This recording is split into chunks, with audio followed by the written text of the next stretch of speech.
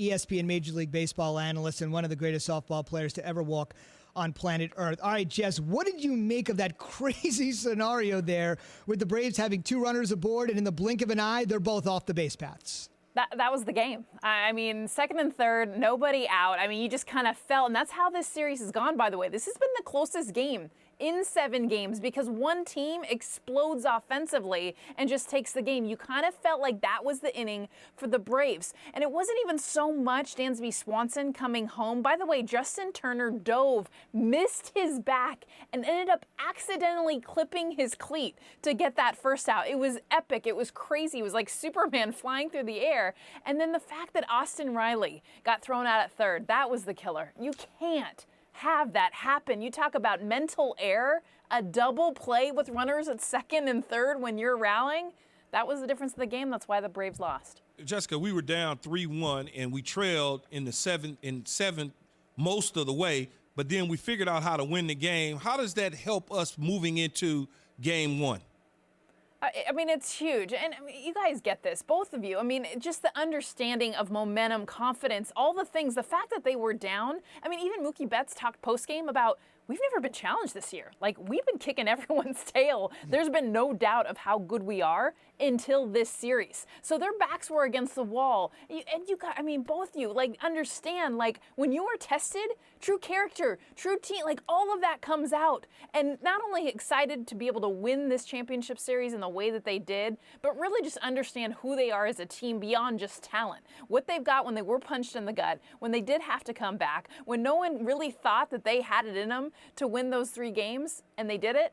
That says a ton heading into this World Series. Both of our aces, and I keep saying we because it's Dodgers, but I know. Both a lot of we's this year, Jessica. Both Dodger aces, basically, in Walker Buehler with the blisters and Kershaw with the back, have been kind of, hobbled a little bit throughout the course of the season. How is that going to affect us moving into the World Series?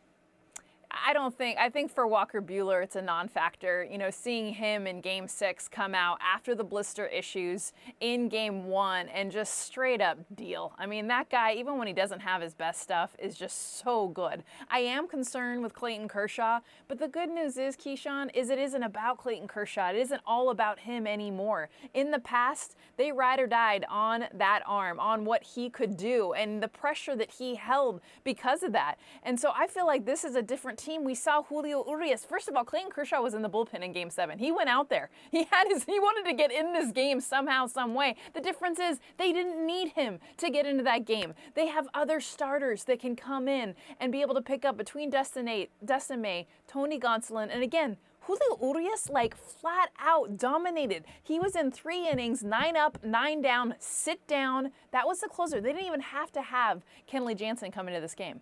Jessica, any concerns for the Dodgers and Cody Bellinger, considering he popped his shoulder out after making that home run during the celebration? It's actually crazy how often that happens. Like, I know it sounds disgusting and crazy, but I don't have any concerns. This is an issue that he's actually dealt with in the past. I've had 3 or 4 of my teammates that have had, like, where literally their shoulder could pop out of place, pop it back in. It's not fun. It's not pretty. It doesn't feel good. But at the end of the day, it's something that he clearly has had to deal with in the past. He was actually joking about it in the outfield, talking to family members and saying what happened with a smile on his face. So I'm not concerned. That guy is going to continue to rake and do his thing. Yeah, there's no doubt about it. Their offense is so powerful, and this has to go up against the pitching of the Rays. How do these teams match up? Exactly that. It is the pitching of the Rays that they are known for. And if I look at the Dodgers and how they line up just better offensively. So you flip it, okay? So the Dodgers have the pitching. Keyshawn was just asking about how their pitching looks against now the Rays. The Rays win via the long ball. That's how they win games. And if you take out Randy Arozarena, this team in the championship series hit a $183.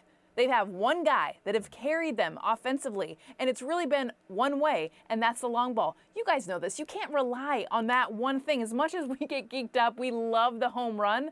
The Dodgers offense is so much more diverse when they aren't hitting for power to be able to get on base, steal bases, and make things happen. Small ball is always the best, in my opinion, in the postseason. Yes. But I need this from you. Old school. I need this from you, Jessica. Who wins? That's it. Who wins? Okay. Who brings the trophy home? Keyshawn, Don't break my heart. LA.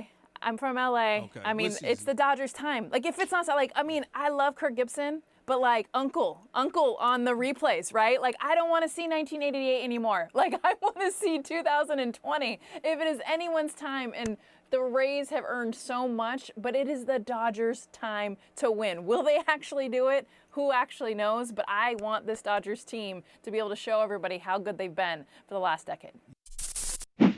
Thanks for watching ESPN on YouTube. For live streaming sports and premium content, subscribe to ESPN Plus right now.